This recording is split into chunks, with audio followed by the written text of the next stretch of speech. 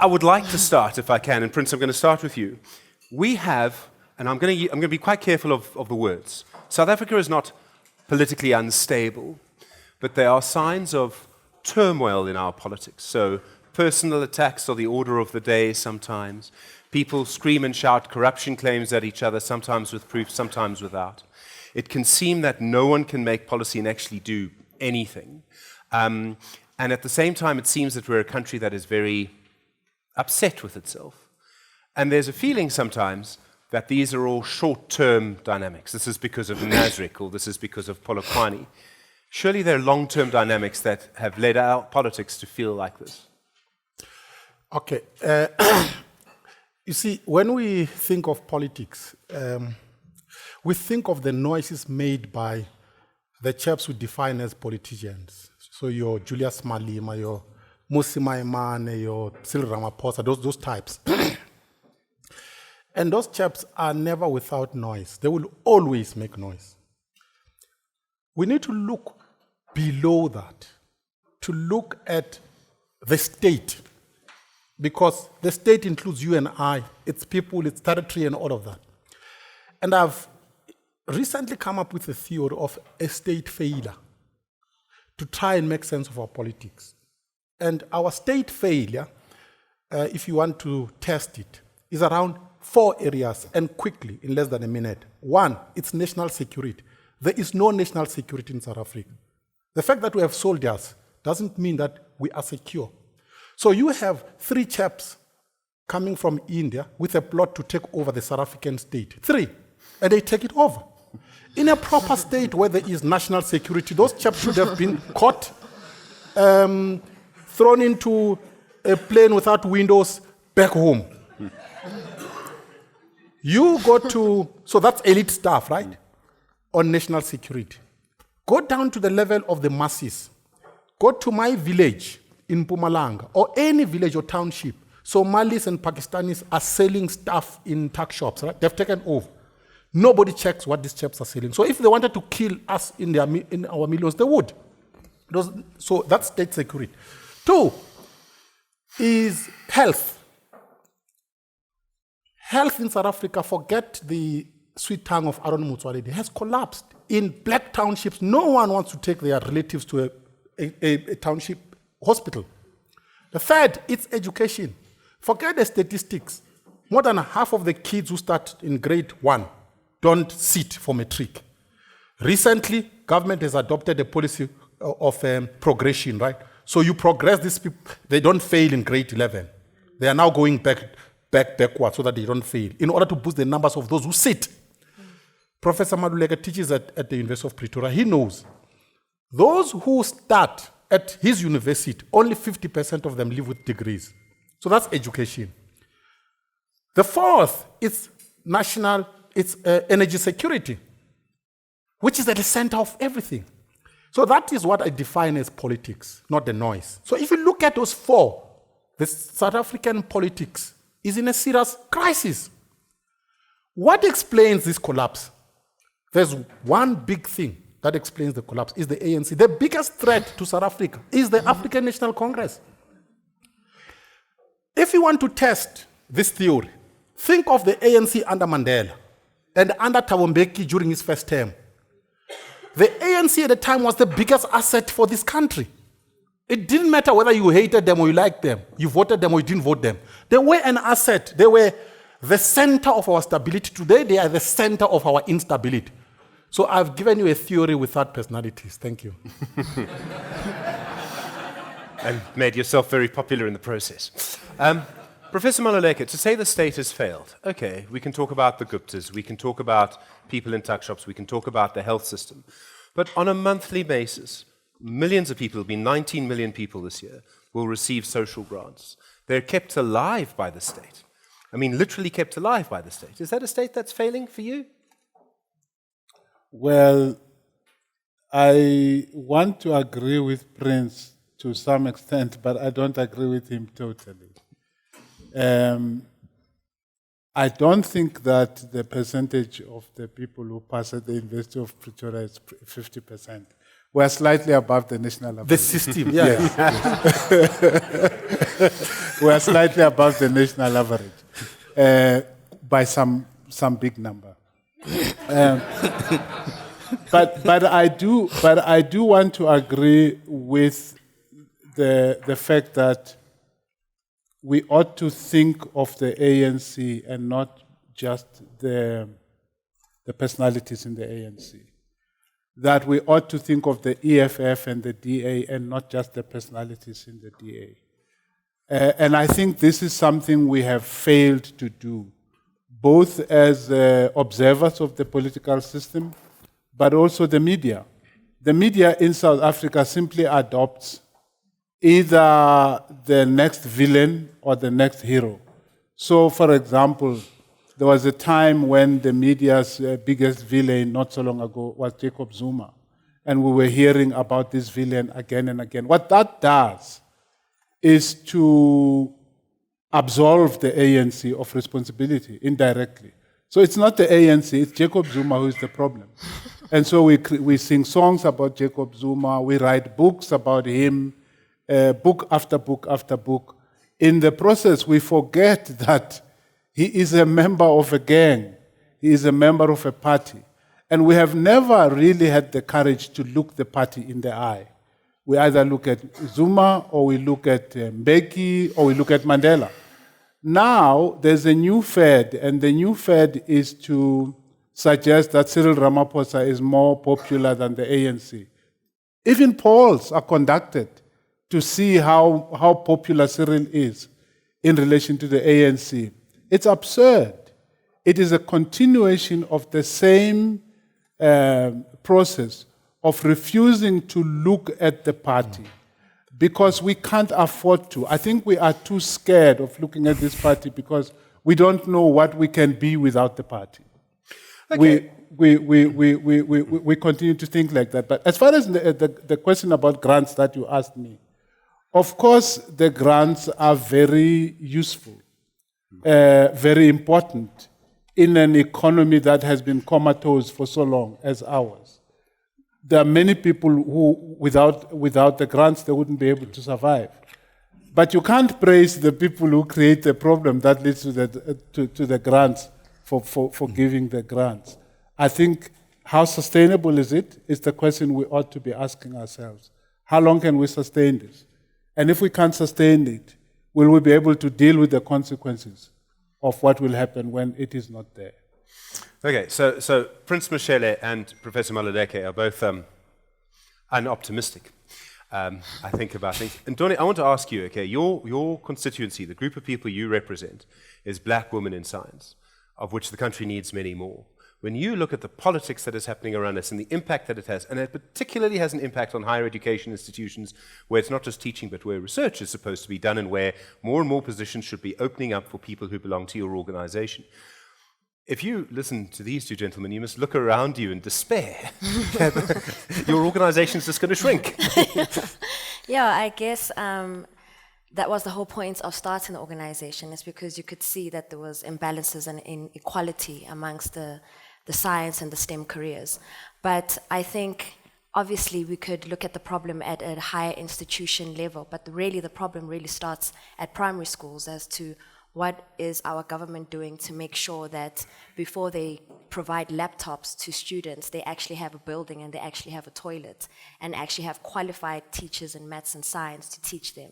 So I think that there's really, it is obviously, when you look at the politics around it, I mean, I think it was Cyril Ramaphosa who spoke about providing laptops, and I thought that's fantastic, but there's still kids that do not have shelter, that still walk to school without shoes. So I think in terms of women in science, if we still haven't dealt with infrastructural issues at a primary level, when we get into a high institution level, it's a whole nother conversation, because then these students are coming from homes that are not structurally defined correctly, and they're stuck in this demanding industry that is in science, and then you find them leaving before they can actually get to a PhD level. So yeah, there's a lot to do. It also means that a young girl who is in a failing primary school now is not, it means that this is a generational issue. It means in 20 years' time, you will still find it difficult to grow your organization because of failures in the state now? Yeah, definitely. So as a country, we going on about fourth industrial revolution, technology, innovation, and all these things, but we're actually not even anywhere close to even finding out what that actually really means. So we might say, yes, we want this technology and we want this innovation and all of that, but then that will mean we're going to lose jobs.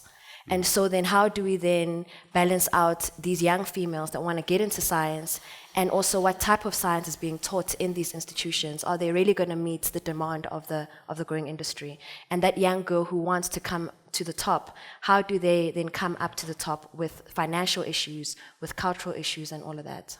Okay. I'm going to come to the elections and the Zondo Commission and all of that in a moment, I do promise. But Anne, I do want to ask you first.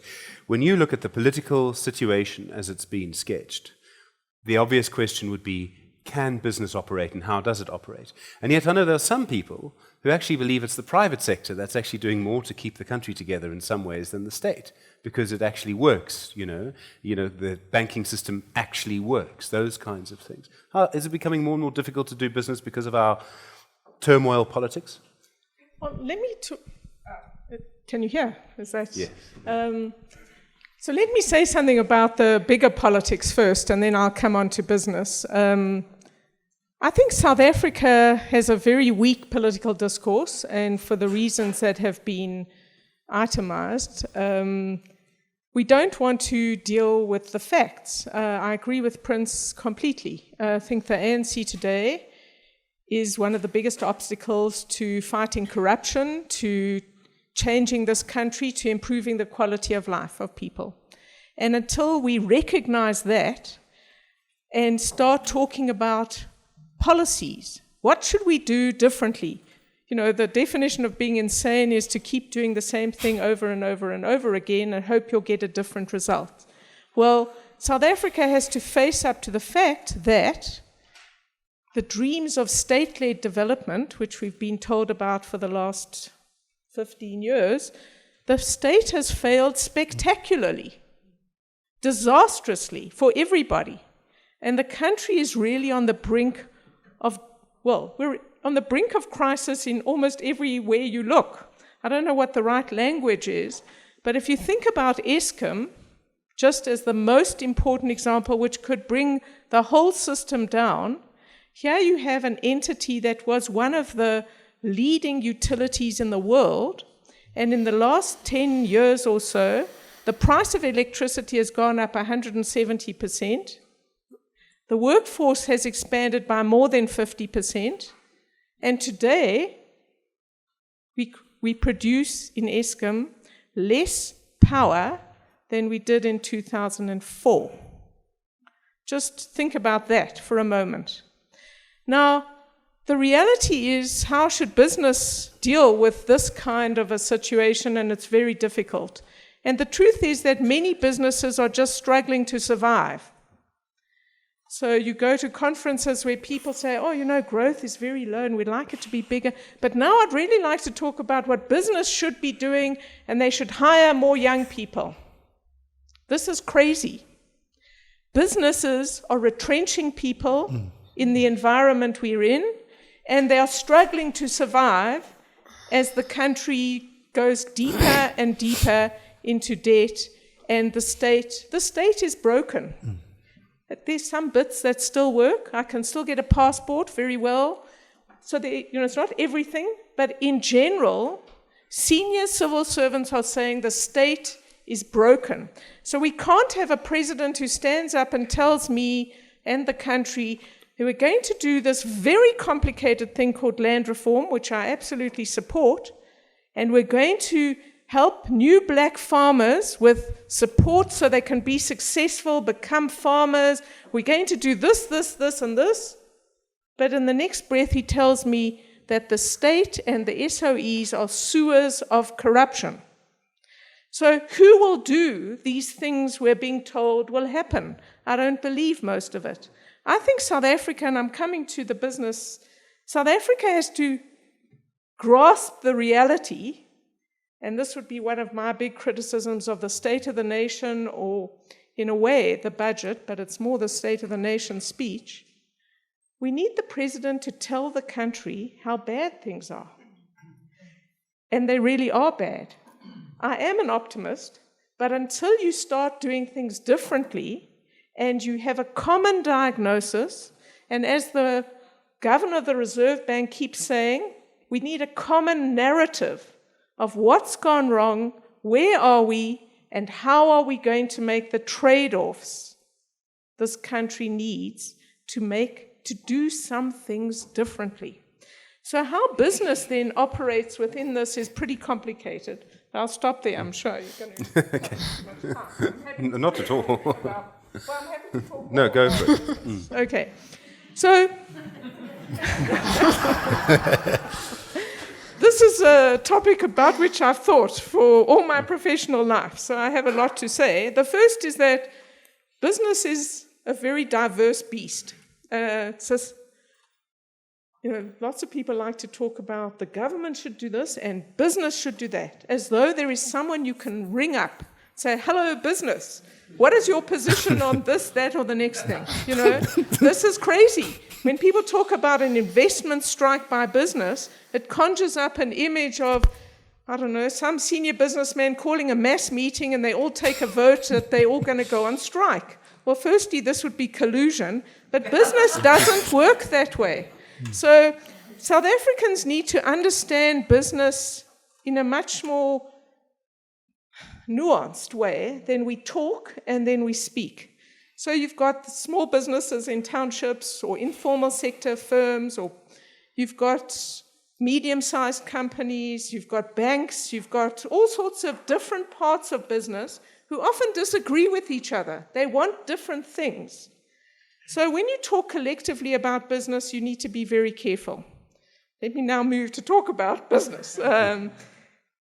My personal view is that in a very difficult political situation, organized business leadership, so these are the big guys, have been singularly unstrategic in how they have thought about South Africa today, over the last few years. They took a long time to oppose President Zuma and all the terrible things he was doing. They did eventually. But since President Ramaphosa has come into power, I think there's been a failure of strategic leadership, whether it's on youth unemployment, where they want to talk about projects, when we're talking about 10 million people who are unemployed in this country and willing to work at the wages we currently have. So I'm not interested in how you get people into the employment queue or how you move them to the front of the employment queue. I'm interested in how we reduce the queue. But business has failed to put up a strategy for how South Africa could grow. And grow in an inclusive way, because they also have to change. They're a product of our apartheid and siege economy of the past. But there's been very little strategic, serious thought about what they could contribute as leadership organizations to making South Africa move forward. They're either the chorus of supporting this or that politician without thinking about it, frankly. So I'm tired of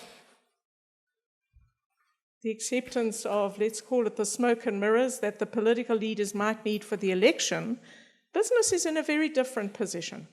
And we have yet to hear a serious voice saying how we should do things differently.